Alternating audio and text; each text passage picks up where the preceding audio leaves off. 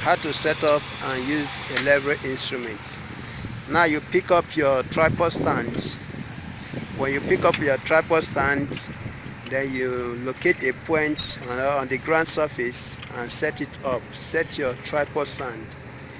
Set up your tripod stand. Make sure you clamped it as you see what he's doing. You see what he's doing. Carefully watch what he's doing, the step on how to set up a lever instrument and use it. Then make sure that the 3 legs are clamped on the ground. You clamp it and you peg the foot screw. You match the foot screw on the ground. Make sure that the thing pierces down.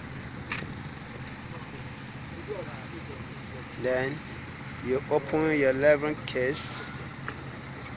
You open it and you bring out your levering instrument. Place it on top of your tripod. Make sure that the top of your tripod is leveled. You clamp it. After placing your levering instrument on top of your tripod, you clamp it. Then you level using the 2 screws to level it. You can see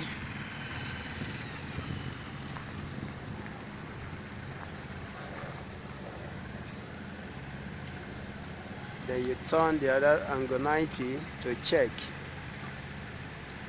You turn angle 90 to check. Then